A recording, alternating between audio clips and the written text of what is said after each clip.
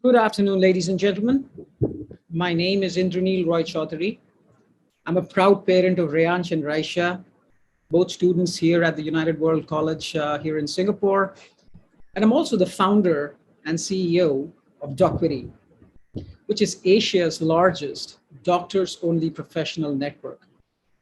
You can think about us like the LinkedIn for doctors.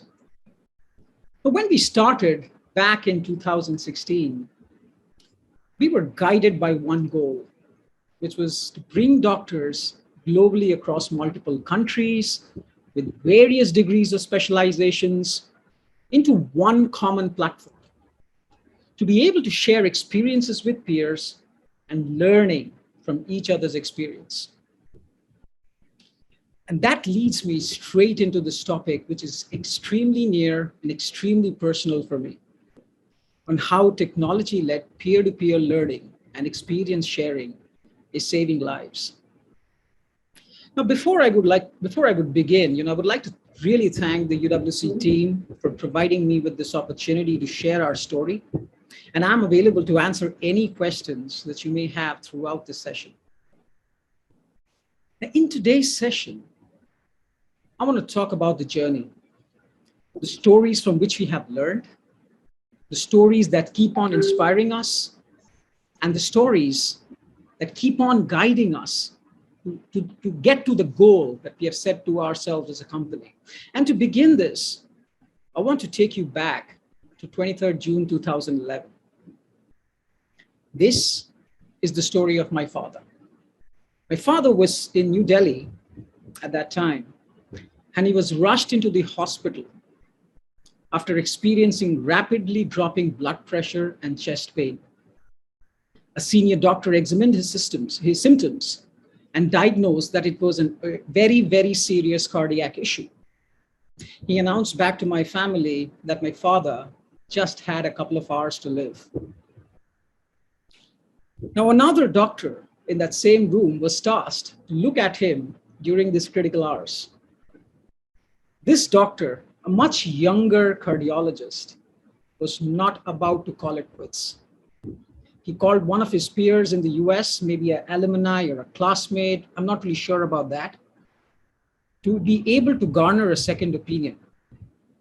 And after that hurried phone call, he beckoned the nurse to immediately pump in a specific medication intravenously and in large quantity into the fading patient. And that injection, that instruction by the doctor slowly revived my father, who lived on for another 6 years before passing away in 2017. Now, what that cardiologist didn't know at that time was that the very next day, 24th June 2011, here in Singapore, my wife was giving birth to our first child, Rayansh. So that phone call that the doctor did for the second opinion not only saved my father's life, that phone call ensured that my children, Rayansh and Raisha, got to know and play with their grandparents. That phone call was a major difference for my father and for the entire family. It was the difference between an unfulfilled and a fulfilled life. Now, this is an experience that would stay with me forever. It was an experience which was one of satisfaction, but on the other hand, it was really frustrating to have been imagined that it took a phone call between two doctors to save a life. We are in the world of technology today. We can replace that phone call.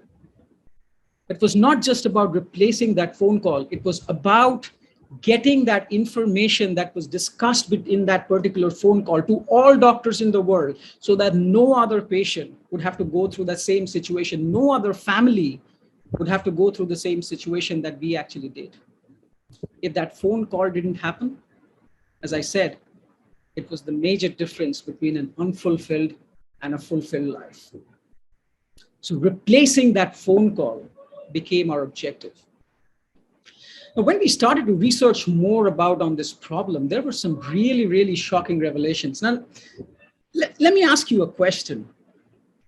Can you name the top 3 diseases in the world which is causing the most number of deaths today? And I ask this question a lot in my discussions because I never, ever do I get the right answer. Do you know that medical errors and misdiagnosis is the 3rd largest contributing reasons for patients' death? This is a major problem. Here is another story. One of my relatives, who is coming from a tier 3 city in India, was facing a very typical symptom of headache. It was a continuing headache which was lingering on for hours and hours. So they took him to the local doctor. The local doctor there gave him just a painkiller, saying it's probably nothing, take the painkiller and you'll be okay. The pain did not go away. Then they took him to another city about 100, 150 kilometers away from their hometown to another doctor. And even that doctor gave him a painkiller saying it's probably nothing. But the pain did not go away. After multiple discussions internally, they took a call, the family took a call to take him to New Delhi, and in one of the top hospitals in New Delhi, in one of the top hospitals in India, where he was diagnosed as to having brain stroke. And I'm talking about one person in a country of over 1 billion people living in a tier 3 cities, having to go through this. If the family wouldn't have taken the discussion, wouldn't have had that discussion to take him to New Delhi and get it diagnosed, the outcome may have been completely different. Think about it. Only 34% of the overall population in India lives in the major metropolitan cities. This means that there are close to 750 million people who are not living in these major cities and those who are potentially at risk to this major problem. Now, is this a localized problem? No. The data that I'm showing you here on the slide, that 1 out of every 20 adult patients diagnosed, or misdiagnosed every year, this is US data. It's a similar story across all countries in all growing economies: Indonesia, Philippines, Vietnam, Thailand. And the question that we were asking ourselves was really, why is this happening? Every doctor is going through the same education. They're learning through the same materials. Why was this really happening? And when we started to dig deeper, we started to get to an analysis that today in this world of technology, information is everywhere. There are over 200,000 medical journals, which is published every year all around the world. There is Google, of course. And you can argue that everybody has the access to the same information in today's connected world. However, think about this as a situation. Now, this is a fact. It was presented in one of the reports I was going through by one of the major consulting companies, where they said that more than 70% of the cancer patients in Indonesia who are either dying or are facing financial distress within 12 months of diagnosis. This is a major social and commercial challenge for the patients and their families. Think about, why is this happening? In Indonesia, in a country like Indonesia, there are about 250 oncologists, cancer specialists, for a country of over 240 million people. Now, that's less than 0.001 oncologist per 1,000 patients. Most patients first get an access to a primary care physician or a general practitioner. And then after a long period of time, when the condition really worsens, and because of this lack of availability, of this lack of these cancer specialists, they don't get an access to these doctors until it's already very late. Now, delayed diagnosis is another form of misdiagnosis. Why do you think this is happening? Because many primary care physicians may not be looking at the patient with the same lens as an experienced oncologist would. It's how healthcare is structured around the world. Now think of another scenario. What if there was a primary care physician and an oncologist network, a peer-to-peer doctor and a GP and a specialist network? What if a primary care physician could learn from the oncologist about what they need to look out for cancer diagnosis at an early stage? What if they could immediately discuss a patient case when that patient was sitting with the primary care physician? Think about how healthcare can be rapidly reorganized by just being able to share experiences, by just being able to share knowledge amongst peers. Think about how you can better the outcomes for the patient early on and not let them go into financial distress or an early death. Think about the reverse scenario. Take an example of Singapore. So many cancer patients around the world are coming to Singapore to get their treatments done. They're coming from all over Southeast Asia and Indonesia, and even from Indonesia. However, they still have to go back to their home countries. They can't stay in Singapore forever. And cancer in general is not a one-time treatment. Their primary care physician, where the local doctor can take the peer opinion from a leading Singaporean oncologist and discuss the progress of this patient on a regular basis. Think about how peer-to-peer experiences and exchanges can impact the life of the patients and families if they're not in close proximity with these leading specialists today. That is the impact of what a peer-to-peer networking can actually do and the outcomes that it can drive for a particular patient and their families. This, ladies and gentlemen, is the beautiful island cluster of Maluku, the Maluku Islands in Indonesia. Now let's see this geography in some little bit more detail. Now this is a cluster of multiple islands. There's about 850,000 square meters, but 90% of this is sea. The island cluster has about 2 million patients. When you start to look at the healthcare scenario, there's just one healthcare professional for every 7,289 patients. And now when you get down to this into the details, these are not all the HCPs are doctors. There's nurses, there's midwives, there's so much more. When you come down to the specialists, it's just 23 specialists in the entire island cluster. And many people really have to, and this was one of the experiences that was shared, that people have to take a boat ride to visit a specialist doctor into the mainland country. How can peer-to-peer network, and how can a peer-to-peer network solve this problem for these 2 million patients in this beautiful island country? And this is exactly what Dr. D is doing. Now, instead of the patient going to a specialist after taking that boat ride, we bring the specialist to the patient.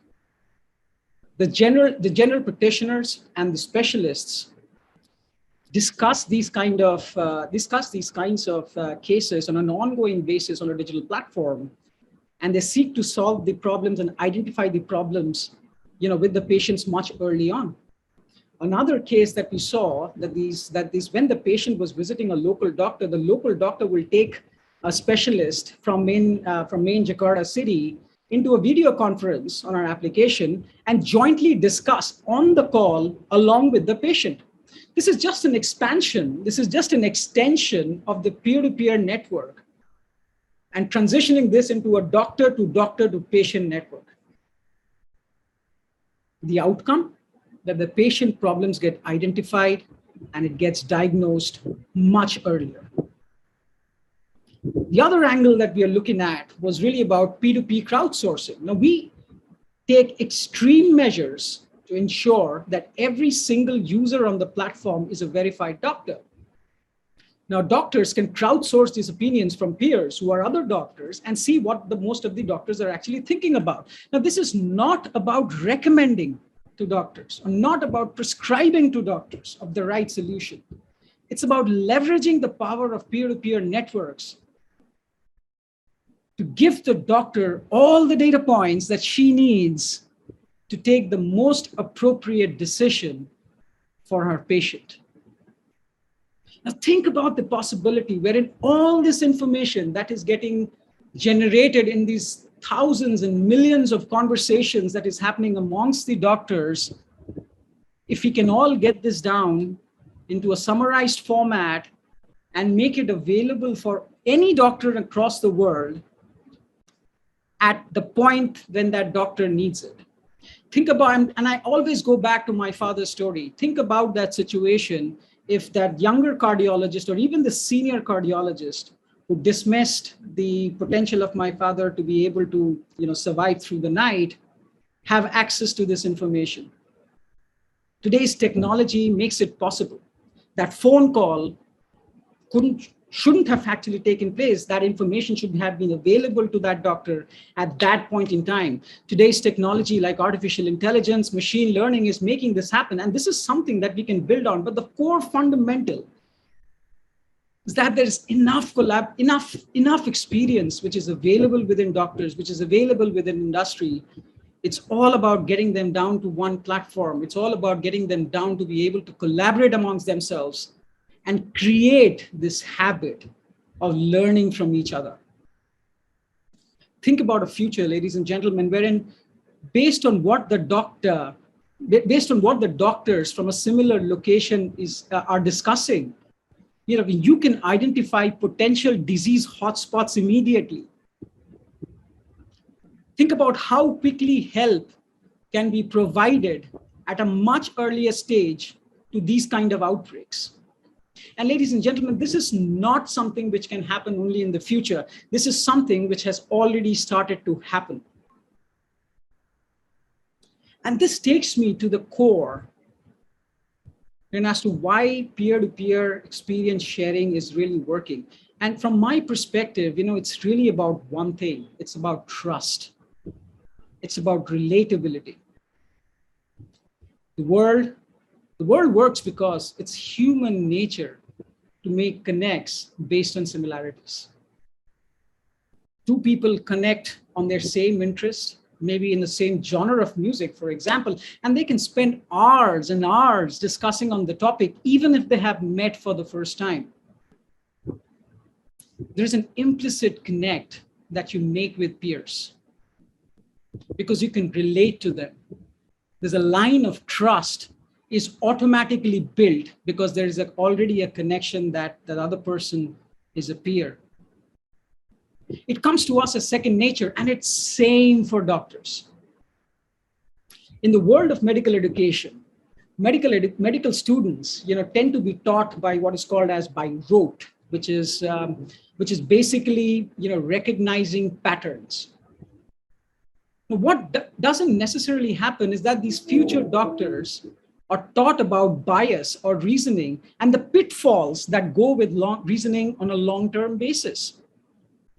There are discussions currently within the medical universities of introducing the notion of bias and cognitive bias into the medical school curriculum so that physicians, nurses, and all others involved are able to reach an appropriate diagnosis. Now, these are not my words. These are words from the CEO of the Society to Improve Diagnosis in Medicine, SIDM, Paul Epner.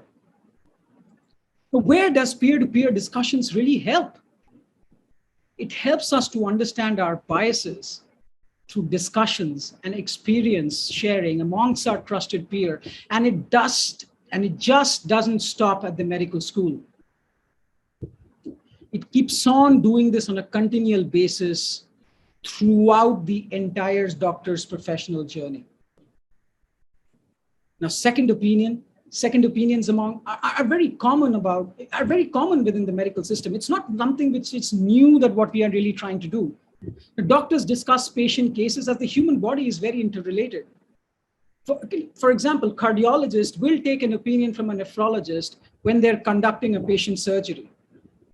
However, they do this when they know, with the people that they know, the peers that they know, and the peers that they work with, their immediate peers. Think about a world, ladies and gentlemen, where you can create a global network of peers. In my story around my father, it was a discussion between an Indian doctor and a US doctor. Think about a world where you can take the boundaries of geographies, of specializations, of years of experience out of the equation, because the objective of healthcare is to drive better outcomes for patients. Think about a world where technology can help discussions within these trusted peers without any of today's physical boundaries.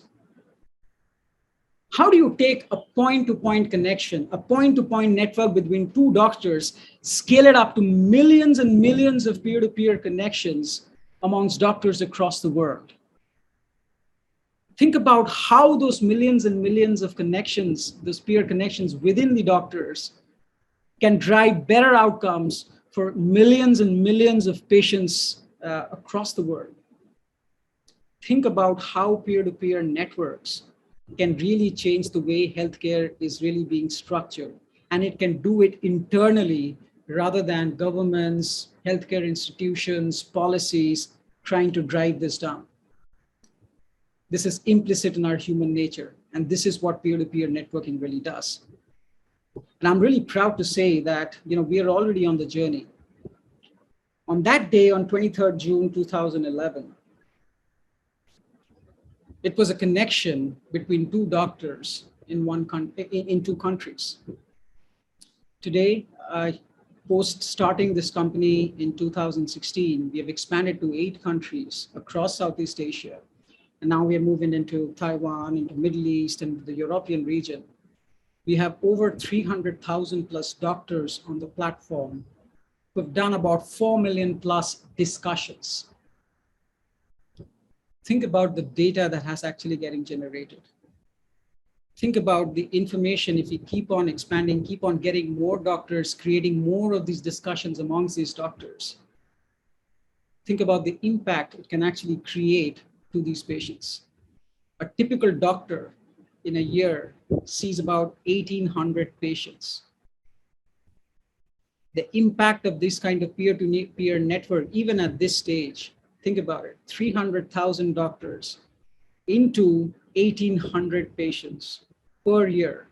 That's the impact that we talk about as to how a peer-to-peer network, a simple peer-to-peer network and experience sharing process, platform, a habit can save lives. So thank you, ladies and gentlemen. I really appreciate your time. If there are any questions that you have from me, I'm very, very happy to answer. With that, I would like to take a bit of a pause and see if you guys have any other questions. Thank you.